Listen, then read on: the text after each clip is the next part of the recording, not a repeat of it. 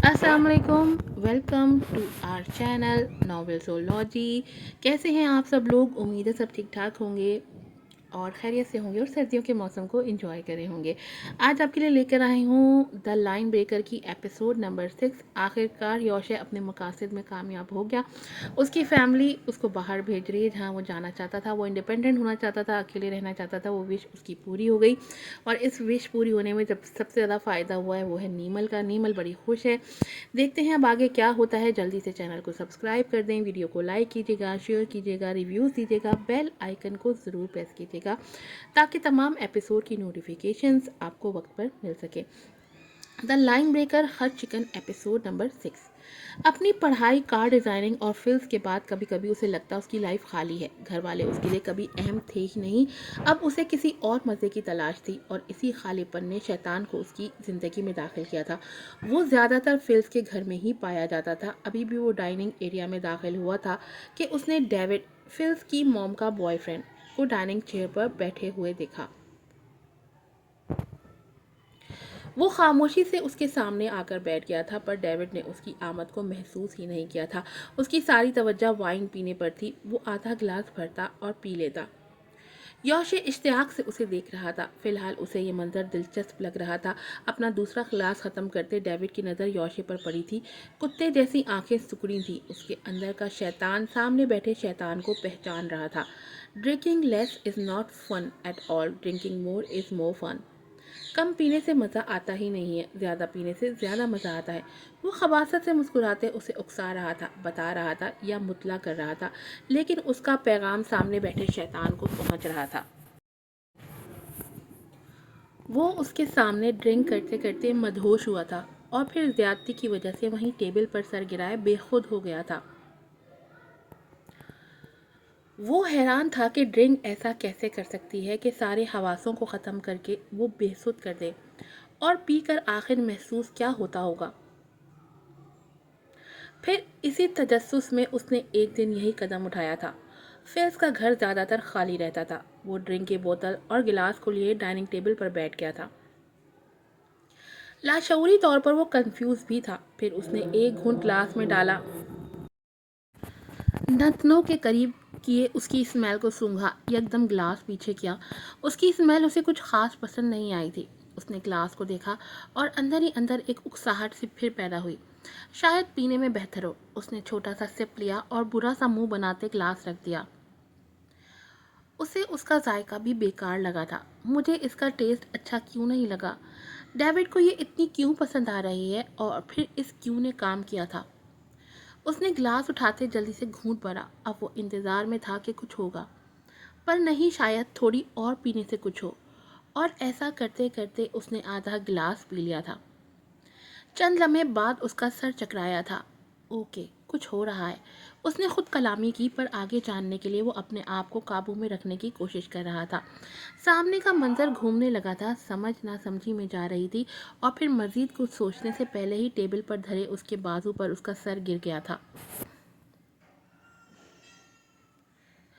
उसे कोई झंझोड़ रहा था। हल्की हल्की खुलती आंखों से उसने फिल्स को देखा था। अपने सर को उठाते उसने अपनी बहने वाली राल को हाथ से साफ किया, जैसे गहरी नींद से जागा हो।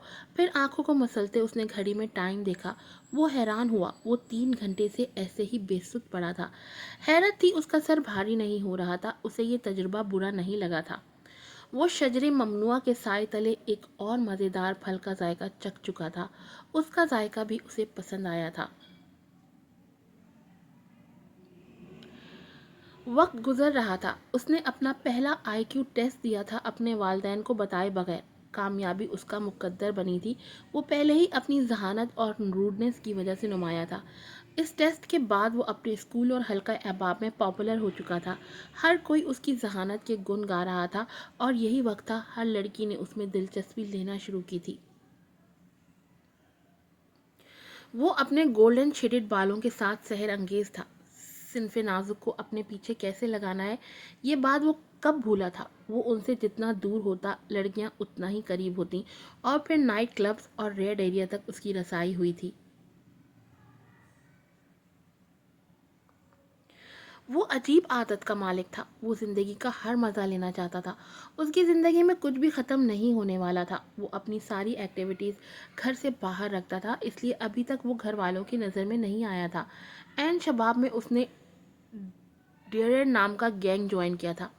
یہ گینگ ہیومن تھریٹ کے نام سے اپنی پہچان رکھتا تھا اور یہ گینگ پولیس سے چھپ کر بڑی ہی خاموشی سے اپنی کارروائیاں کرتا تھا۔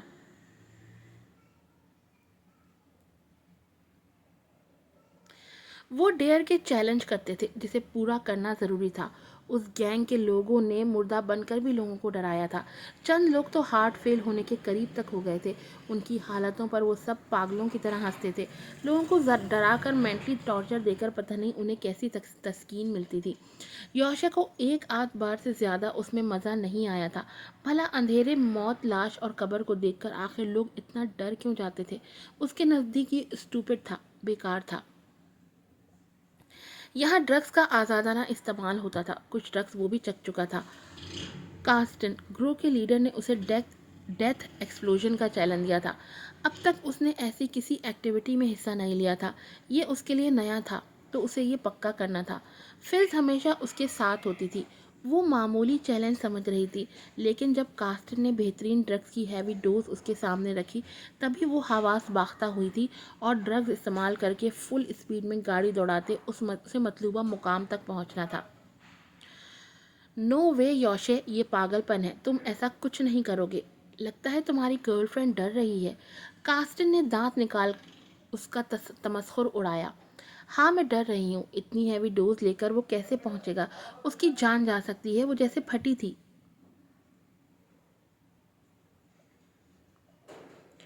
کچھ بھی تھا، یوشے اس کے لیے خاص تھا۔ یہی تو چیلنج ہے، تم پر بہت پیسے لگ چکے ہیں، یو جوئش بوائے، کارسٹن نے اسے اکساتے ہوئے جتایا تھا۔ نو، یوشے تم چلو یہاں سے، وہ اس کا بازو پکڑ کر گھسیٹتے ہوئے بولی۔ اس نے اسے جھٹکے سے بازو اس کی گرفت سے آزاد کروایا تھا، پھر کارسٹن کی طرف دیکھا، وہ سمجھ چکا تھا اس نے ڈرگ اس کے آگے کی۔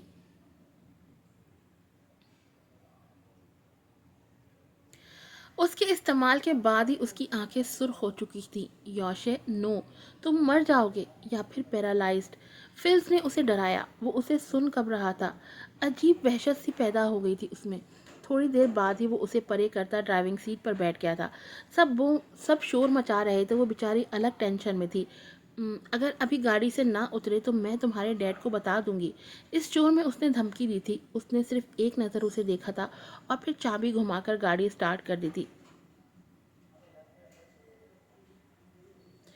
تھوڑی دیر بعد ہی نشہ اس پر حاوی ہو رہا تھا۔ اس کے ساتھ مقابلے والی گاڑیاں کبھی آگے تو کبھی پیچھے ہو رہی تھیں، پر اس کی گاڑی تیزی میں تھی۔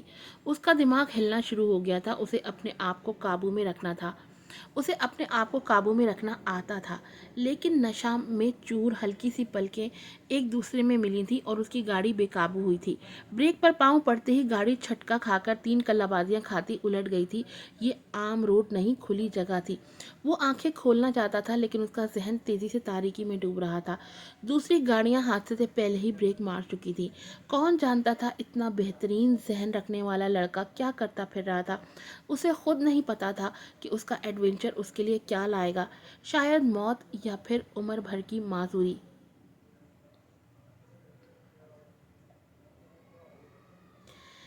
کسی کی بد قسمتی تھی کہ وہ بچ گیا تھا اور اس کی خوش قسمتی تھی کہ وہ سیریس انجرڈ نہیں ہوا تھا۔ ٹانگ پر پلسٹر تھا، کچھ پسلیوں اور سر پر چوٹیں آئی تھیں۔ نانی نے اس کا ہاسپٹل کا بل پے کیا تھا، فلز اس کے ساتھ ہی تھی۔ آخر کار گرینی نے ابراہیم کو اس کے ایکسیڈنٹ کے بارے میں بتا دیا تھا۔ وہ دونوں پہلی فرصت میں پہنچے تھے، بے حد ناراضگی کے باوجود بھی بیٹے کی محبت میں آ گئے تھے۔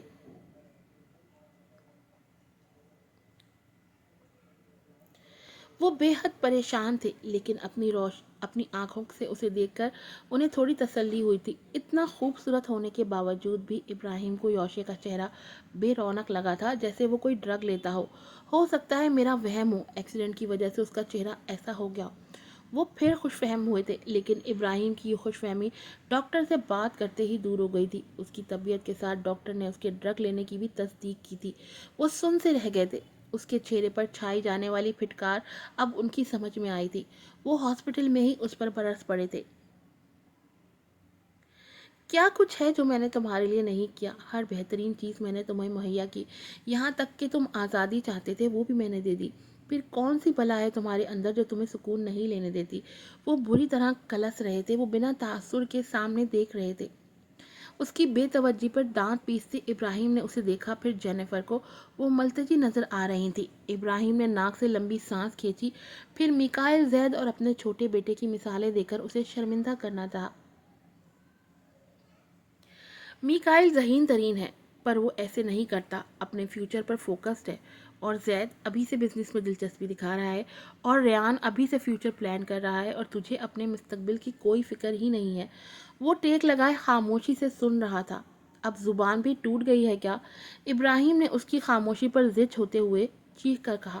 جینیفر بھی سن سی اسے دیکھنے لگی۔ اس نے نظر اٹھا کر باپ کو دیکھا۔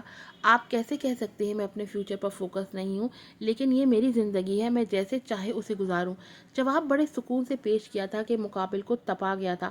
ان کا دل چاہا کہ اسے کوئی چیز کھینچ کر مار دیں، اور وہ شاید ایسا کر گزرتے کہ جینیفر بول پڑی۔ وہ ان دونوں کی باتوں سے تنگ پڑ رہی تھی۔ آپ دونوں بس کر دیں۔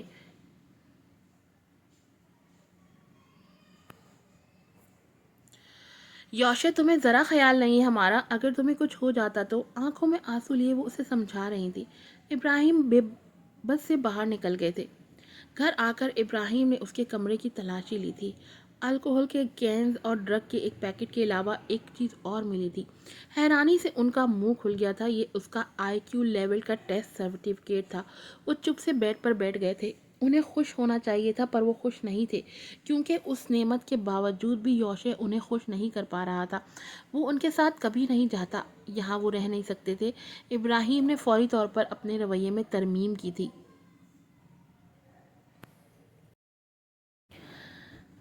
ابراہیم نے اسے پیار سے سمجھانا شروع کیا، اس کو مستقبل کے سنہرے خواب دکھائے۔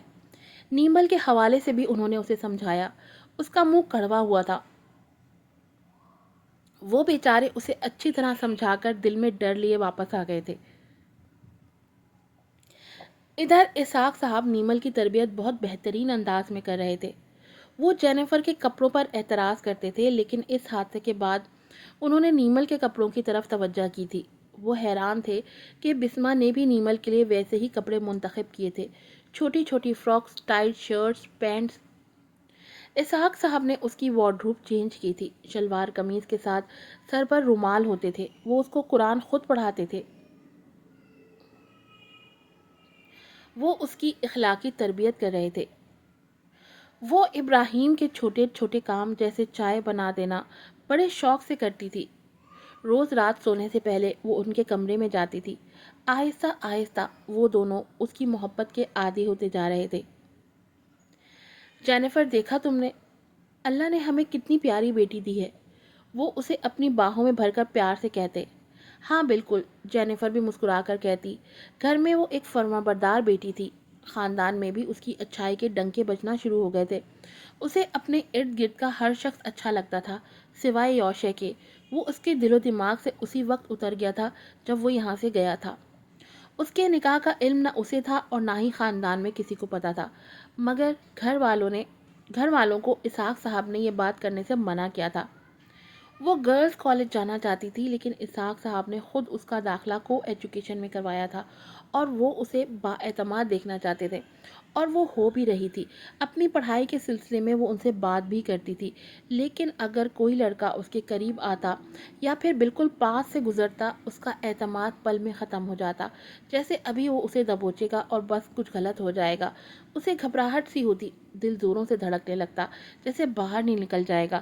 کوشش کے باوجود بھی وہ اپنی اس کیفیت پر قابو نہیں رکھ پاتی تھی۔ کبھی کبھی وہ جھنجھلا سی جاتی، تب وہ اسے گالیوں سے نوازتی۔ بظاہر ایسے خوف نظر نہیں آتے، لیکن اس کا یہ مطلب نہیں کہ وہ وجود نہیں رکھتے۔ وہ آپ کے اندر ہی چھپے آپ کے ساتھ ساتھ ہی چلتے ہیں۔ یہ ہو ہی نہیں سکتا کہ بچپن کا کوئی حادثہ آپ کی زندگی پر اثر انداز نہ ہوتا ہو۔ نیمل کے ساتھ بھی یہی ہوا تھا۔ وہ مرد کے معاملے میں اتنی پر اعتمادی نہیں دکھا سکتی تھی۔ انہی دنوں اسحاق صاحب نے اسے اس رشتے یعنی نکاح کے بارے میں بتایا تھا۔ شاکڈ سی اس کی آنکھیں پھٹ گئی تھیں۔ دل لمحے کے لیے بند ہوا تھا۔ تکلیف سے اپنے گرتے جبڑے کو سنبھالتے وہ ہکلائی تھی، نہیں نہیں نا، ایسا نہیں ہو سکتا ہے، ایسا کیسے ہو سکتا ہے؟ وہ بے یقینی کی انتہا پر تھی۔ مطلب آپ ایسا کیسے کر سکتے ہیں؟ وہ بری طرح دل برداشتہ ہوئی تھی۔ 3 دن تک وہ مسلسل روتی رہی تھی۔ گھر والے اس کے اس رد عمل کے لیے تیار تھے، پر اتنا زیادہ، وہ سب ٹینشن میں آ گئے تھے۔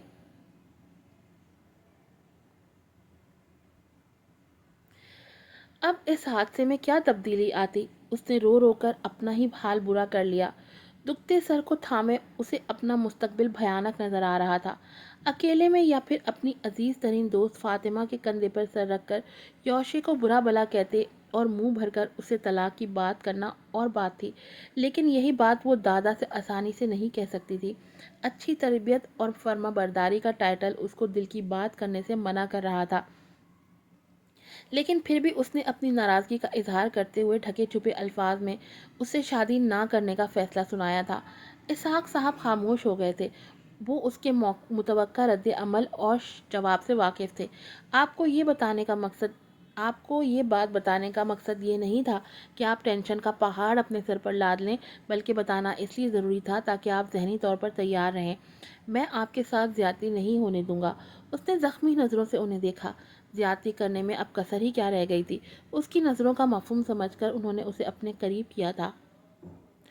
آپ ابھی صرف اپنی پڑھائی پر توجہ دیں، میں ہوں نا، اللہ بہتر کرے گا۔ وہ اس کا سر سہلاتے پیار سے سمجھا رہے تھے۔ پر اب اسے سکون کہاں ملنا تھا؟ دوسرا خوف بھی خاموشی کے ساتھ اس کے وجود سے جڑ گیا تھا۔ ایک ناپسندیدہ شخص کے ساتھ رشتہ بنائے رکھنا کتنا بھیانک تھا، یہ کوئی نیمل سے پوچھتا۔ اگر اس کے اختیار میں یہ فیصلہ دے دیا جاتا، وہ پل میں اسے جان چھڑوا لیتی۔ اسحاق اندر ہی اندر نیمل کے ری ایکشن سے کافی پریشان ہوئے تھے۔ ان کے دل کے چھپے خدشات سر اٹھا رہے تھے۔ یا اللہ، اس وقت میں نے یہ فیصلہ مستقبل کے تناظر میں کیا تھا۔ وقتی طور پر میں بھول گیا تھا کہ مستقبل کی حفاظت کرنے والا بھی تو ہی ہے۔ میں ناقص العقل تھا، میرے اس فیصلے کی حفاظت کر۔ پر وہ دونوں اس فیصلے کی حفاظت سے دور اس کی حمایت بھی نہیں کرنا چاہتے تھے۔ آج کی ایپیسوڈ یہیں پر ختم ہوتی ہے۔ امید ہے آپ کو پسند آئی ہوگی، اور میں کل سے انشاءاللہ ڈیلی ایک ایپیسوڈ دوں گی، ایک لانگ ایپیسوڈ دوں گی۔ دو ایپیسوڈ بنانا میرے لیے بہت مشکل ہو جاتا ہے، کیونکہ اور بھی ناولس چل رہے ہیں۔ میرے لیے وائس ڈب کرنا، پھر ان کو سیو کرنا مشکل ہو جاتا ہے۔ پلیز پلیز پلیز میرے چینل کو سپورٹ کریں، میرے چینل کو سبسکرائب کریں، ریویوز لازمی دیا کریں گے تاکہ میں موٹیویٹ ہوں اور آپ کے لیے اچھے اچھے مزید ناول لے کر آؤں۔ پھر ملوں گی آپ سے نئی ایپیسوڈ کے ساتھ۔ السلام علیکم۔